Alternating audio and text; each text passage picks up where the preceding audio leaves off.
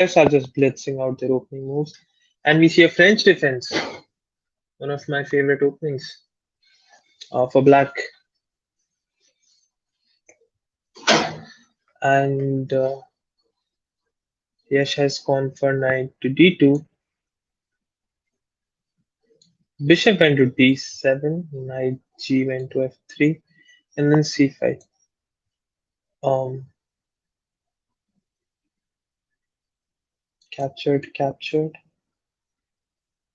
I think he's going to capture. So this match up is table number one, board number one, Somani Hospital versus EVAA Hospital. I think both of the teams are leading.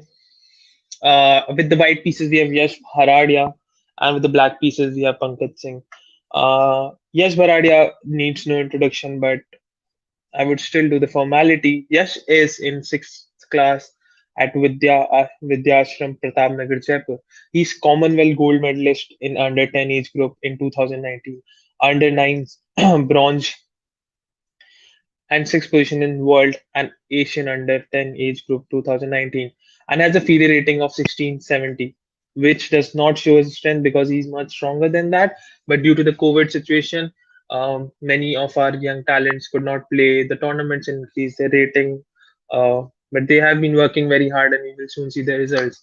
And with the black pieces, we have Pankaj Singh, Mr. Pankaj Singh, who won a very strong, nice game in the last round, where he just demolished black player and made them resign. So Mr. Pankaj Singh is professor in anatomy at NIMS Medical College Jaipur, has been a gold medalist at university level, and has a chess.com rating of 1640. And he's heading the team EVAA. The game has continued in this fashion, but I think Yash has also taken this pawn, which I don't think is a good decision by Yash, because usually we want to wait for this bishop to develop and then take, so at least we get an extra tempo on that. So I'm not sure why Yash did that, but basically we're not afraid of the moves like c4 usually, or maybe sometimes we are, but c4, let's say if we just the bishop e2, and there is the c4, we can always castle and do a timely b3, where black has a hard time keeping this pawn mass here. And some weaknesses can arise. Although we have had a similar structure in Carlson versus Giri, uh, one of the game in Carlson Giri, and also there was one more game where Carlson was playing black with such structure. It came from his extreme friend, so the pieces were a bit different, but this is an online. So I think taking here is not very ambitious. Whether that's okay, giving black an isolated pawn and trying to control the d4 square is thematic here. Knight b3, and now black is in think, and bishop goes to b6. Okay, that's a good idea to keep control over the d4 square, but I think after something like bishop to e2 or c3 and bishop to d3, d4 squared will be firmly under control, and we would castle, put the rook to e8, and then we just need to stop the counterplay by black, because black has a long-term weakness in terms of isolated pawn. Maybe black can maybe claim that he has some active play, but I don't think so, not yet. Because if the bishop was in c8 and we could develop it to an f5 in one go, and we had our move knight c6 already done, that could be a different case. But now the bishop has to again read out itself, and this position not necessarily, I think, is the best for the isolated pawns.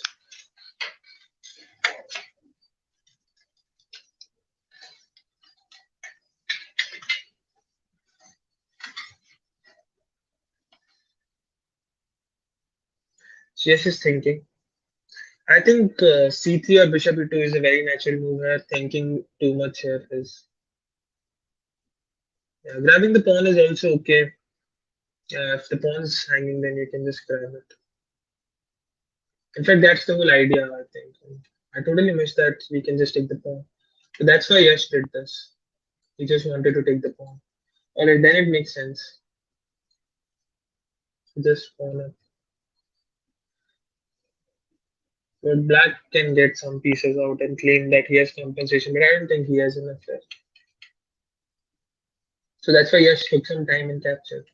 Alright, so then taking on c5 does make sense if he wants to get pawn up. And that's why bishop d7 is not that accurate because usually we want to develop our bishops late and the knights before the bishop. This bishop just hindered the pawn's defense by the queen, and now the pawn is lost.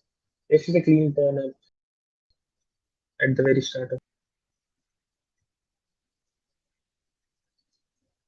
knight c6 was played. Yeah, this is not the way to play now because at least you need to just strike back before the bishop gets out of f1. Because once white castle, this position is more or less objectively winning. I think maybe there are some practical opportunities for black to put a rook on c8 and so on, claim some activity along the open files, but I don't think that would be enough at all.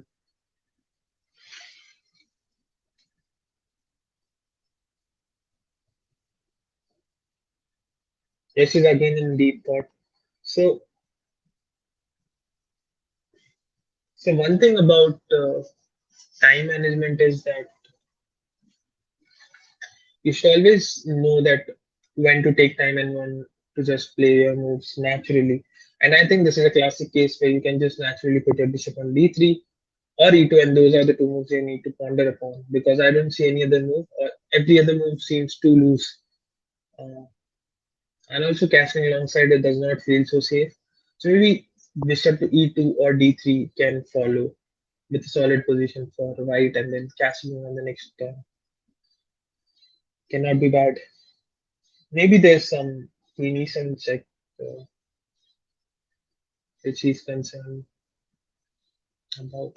Actually, there was a Venetian check before this move also, but so this is the compensation black is aiming for, in usually in such position, but I don't think it would ever be enough. So knight c6 was played, and now Yash is in something. Bishop e2 is possible, but then again this annoying pin. But this time you can actually castle. So I think this is the way to go. This is the solution. Bishop e2 should be the move, and you should just play it since it's a rapid game, and you should naturally just play this move.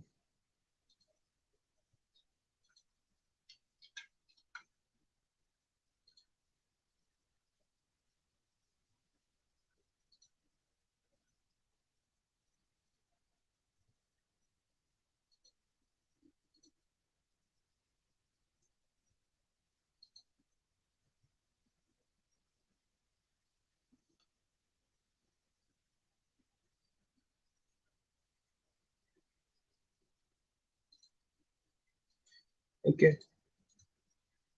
So checking if the live stream was okay. So now I think Bishop E2 is the move to be played unless I'm missing something very obvious. Which Bishop G5. H wants to continue the forcing moves, but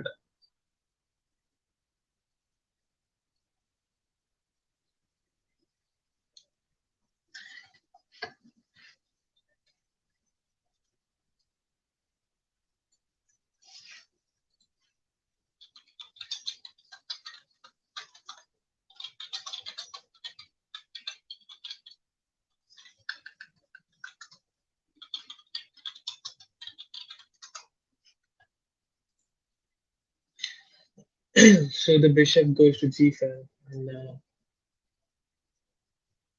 the the spirit of the position would be to go F6 and not get passive. Yeah, knight E7 is not you're pawn down and you cannot play like this. Maybe the move F6 is more forcing. It might be bad, just very bad, but the move is begging to be played. I think the move is pretty much the only track for having any compensation for the pawn. Now he's just a pawn down after 97. That's not the square for the knight at all. Maybe f6 and then bishop goes back or something. I don't see any other move. Bishop has to retreat and uh, then already they can start putting some pressure. But again, black has not developed his kingside knight and it's hard to attack without getting the rooks into the game. But I don't even like what Yash is doing here because Yash is just trying to play with the same piece again and again and again. Uh, Castling here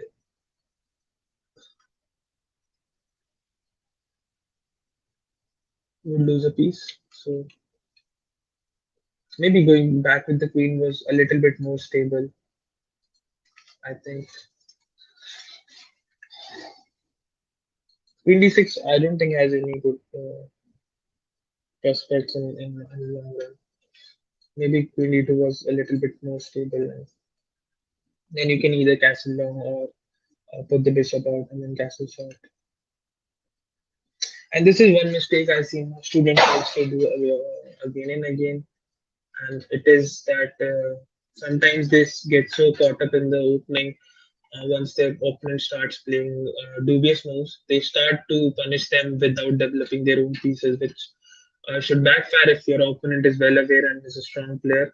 And I have been guilty of making such mistakes, and it's perfectly natural to do such mistakes even at a very high level because we just get caught up so much in the rhythm of the game that we usually try to punish our opponent without spending moves to develop our pieces. And I think that's what Yash is doing here.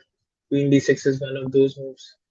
Uh, I'm gonna need to play queen d2 and then again try to develop my pieces. And then in a longer run, white is much better placed with an extra pawn, of course, and he should win. If you go for such forcing matters at the very beginning, it's usually it is usually not the cleanest path to advantage. Sometimes it can backfire. And as we see, Queen d6 was played. Sorry, Queen d6 was played,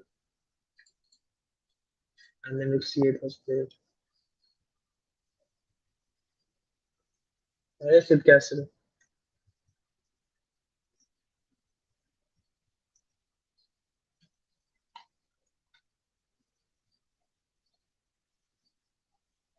Yeah, and yes, castle. So okay, this might be the principal move, developing as quickly as possible. But objectively, castling on the long side might give black some chances. But I think it's perfectly fine for white now. Glad that he started to develop now. Maybe just this bishop somewhere on a good square and then put the other rook to even, and white is more or less winning, at least objectively.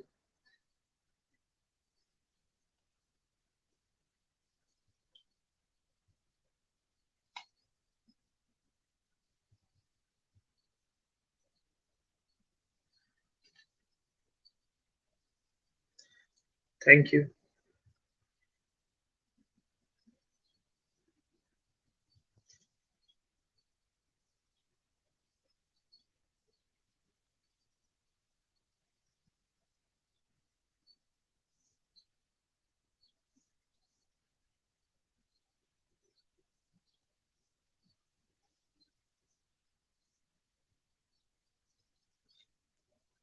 In fact, in this position, I think after bishop g5, knight f6 was a very strong move.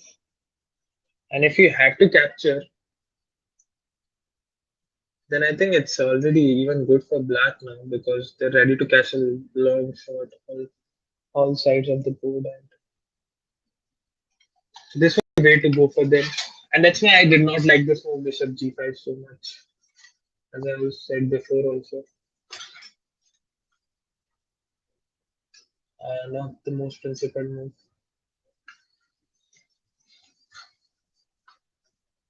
And then after bishop g5, knight e7 was played, which I hated too, because I don't think that that is the best way to punish white's inaccuracy of queen bishop g5. And queen d2 should have been played, but again, I don't like this move either. Black can just castle, but black again just insist on not castling. Now white just castles now, and that's where I think white is good.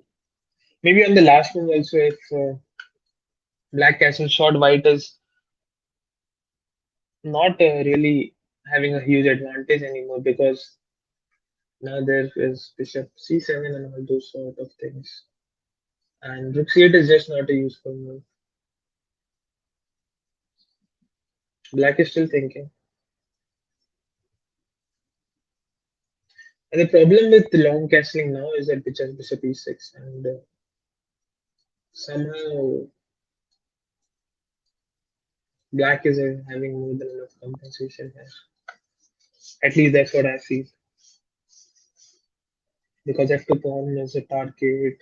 All of my pieces are well placed, developed. I have the open file, and I think uh, that would have been good for black. But black again insisted on not casting. So that is also one thing which puzzles me sometimes. That why we don't castle. I see that many times. We would make all the bad moves, but not cast on time, not develop our pieces. And Rook C8 is one of those moves. Anyway, Rook C8 was played, and Yash is in a deep, or I think Black is in a think now after because now they cannot even castle ever, so that's not a good sign. That's not a good sign.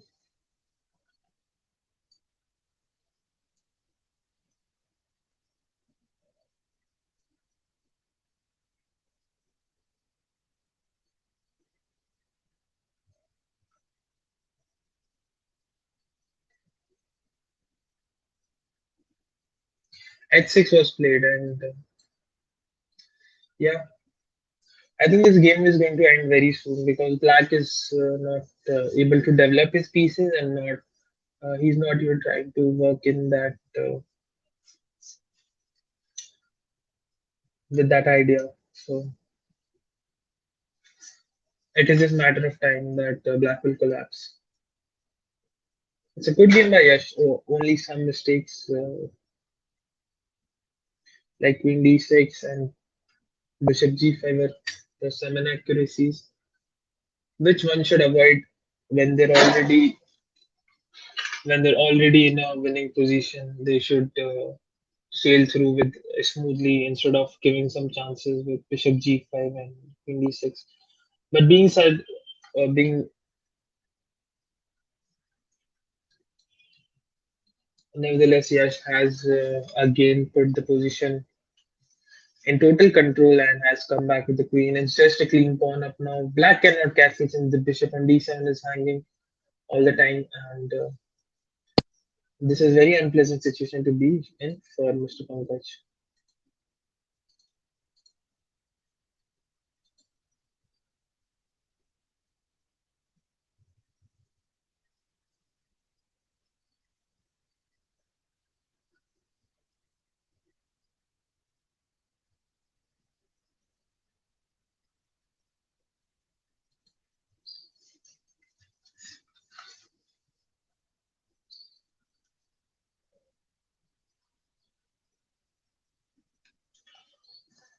Yeah, finally they decided to castle, and that drops the bishop. Yeah, and yes, took the bishop, and I think there might be a resignation coming very soon. They might resign here because I don't think there's anything to play for after this. This is more or less game over. The queens are getting exchanged to by fools, and after that also The knight does not have a great future. This is just game over. Okay,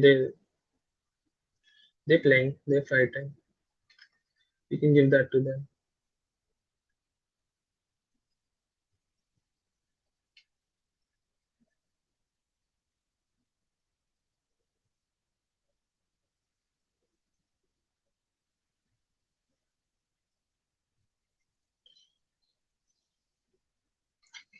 And only knight f5 looks like a logical move here to have as many squares as you can. And they played this check. It does not help black's case because the king can just move. And now no, sorry. They took and then did that. Sorry. Capture, capture, and then just check. Maybe there's some back rank ideas, but I'm not sure. I can just take taken. Maybe for bishop b3.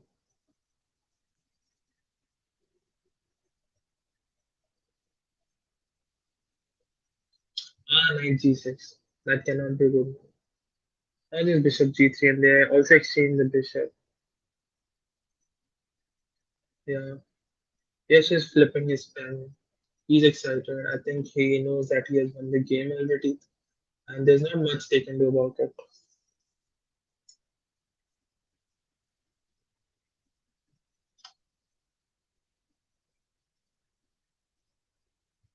Knight goes to b4, but that loses. What?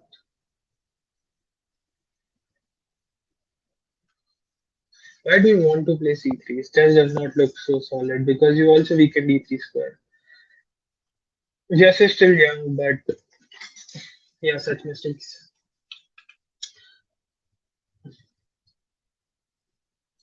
Okay, c3 is also trying to defend c3 pawn.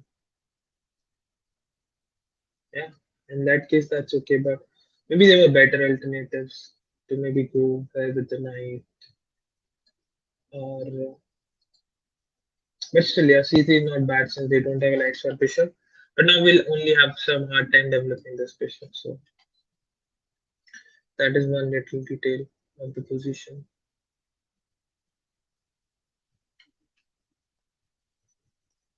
And in fact, I think there is no need to protect c2 also. We can just take the piece. But yeah, what can I say? This is also a perfectly fine move. Knight goes back, and now Jess can even grab this pawn. See, no need to exchange the bishop actually. So maybe just putting the bishop on d3 and c2. That looks like a good idea. Grabbing on b7 is perfectly fine, but I don't think it's necessary here because yeah, yes, plays bishop d3. That's a good move. Now finally targeting on g6 and threatening to exchange some more pieces. When you're up in material, you even threaten to exchange the equal valued pieces because black cannot really afford to swap up many pieces because then they would be having no pieces left, whereas white would still have some which they have extra right now.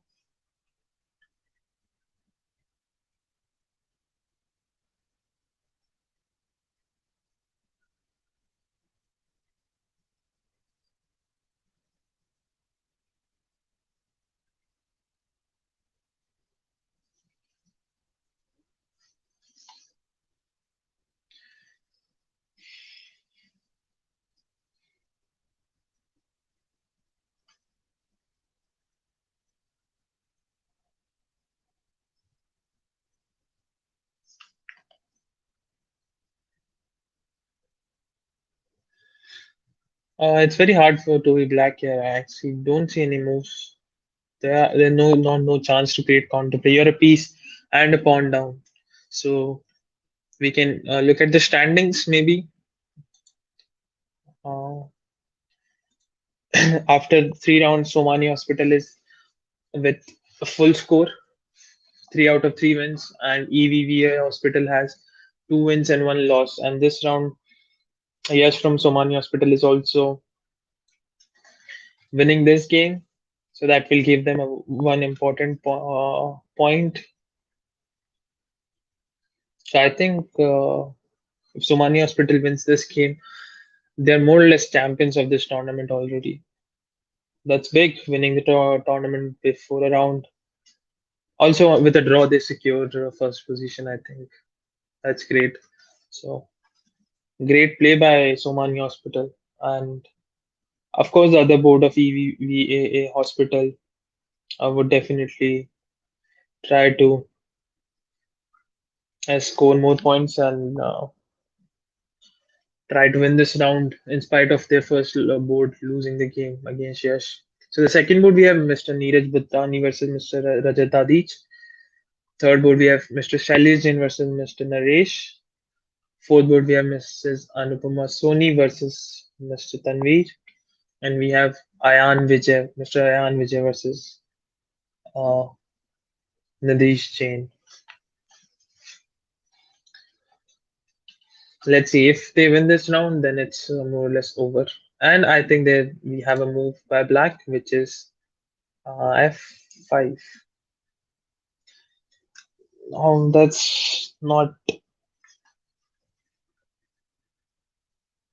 That's not a move. That's not a good move. In fact, that is not even a.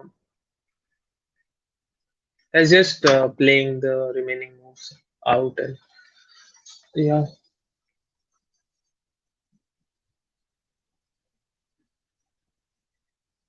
Yash is setting up the clock for the fellow board. There's some problem, I think.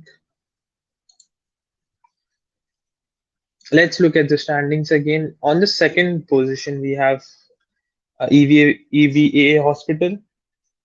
Third, we have Neo Clinic and ALCS. So these all teams have lost one game and have won rest of two games, remaining two games.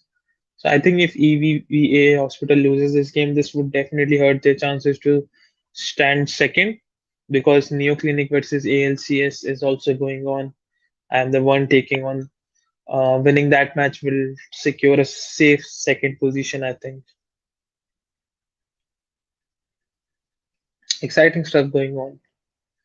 Um, and if we see some statistics of the players, so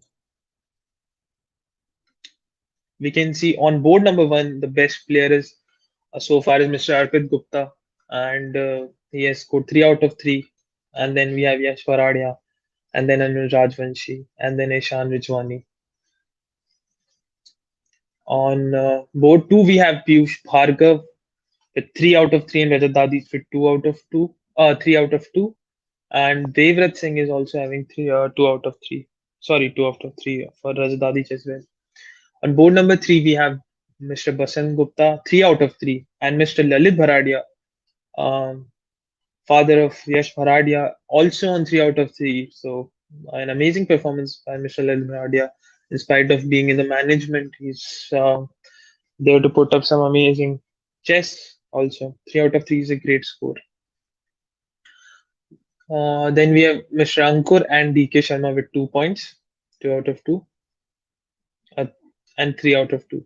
And then we have board number four, Mr. Shailesh, Jain, and Tanveer. Mr. Tanveer having 3 out of 3, and Maya Hada and Arun Partani having 2 out of 3. Amazing. So it would be interesting to see who are the individual best performance or performances of the tournament as well. So here I think Yash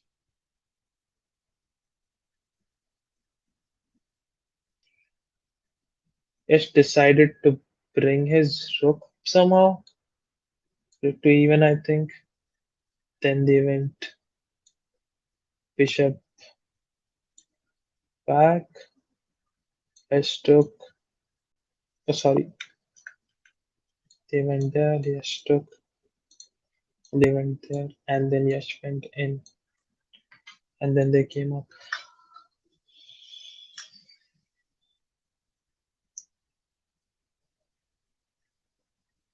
Yeah, now there are very many good moves to finish the game off. Let's see which one Yash chooses because I see exchanging of these knights would greatly benefit White.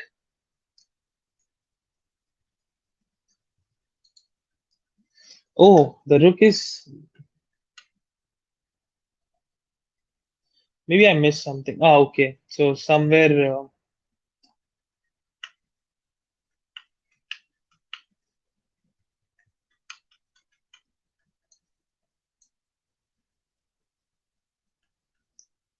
I think somewhere this move happened, and then they lost their knight also. Okay. The board is a bit blurry. It's hard to follow, but now Yash is two pieces up, and I think it's time for Black to resign and get out of all this trouble. We can see Yash uh, playing around with his pen, which clearly is a sign that he is very confident that he has won the game, and he's restless that he wants to finish this game and then go out. But Black will definitely try his best to trouble him, and there we have it, another move. So that's why Bishop can go there, of course, and I don't see a way to trap the Bishop now.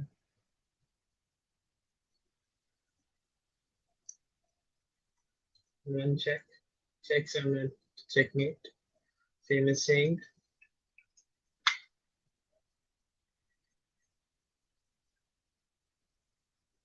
and now the rook's also hanging.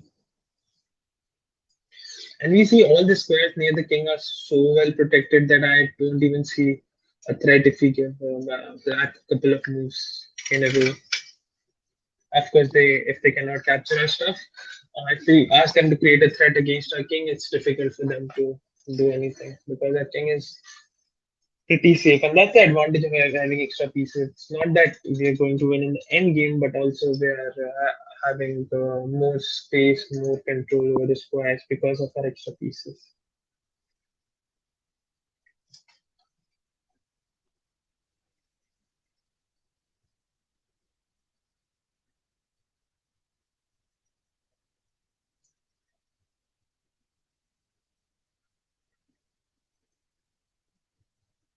They brought the rook back, and then just the rook, and then Yash is showing the variation that even you lose the knight. Of course, they lose everything, Yash, because they lost their development in the opening, and then you grabbed one of the pawn, and then the piece, then another piece, and then of course they lost everything. So I think that will be it for this round. Yash has won a convincing game, and we shall see the fifth game and how the tournament ends. Or maybe we can wait and wait for the organizer if we have any interviews.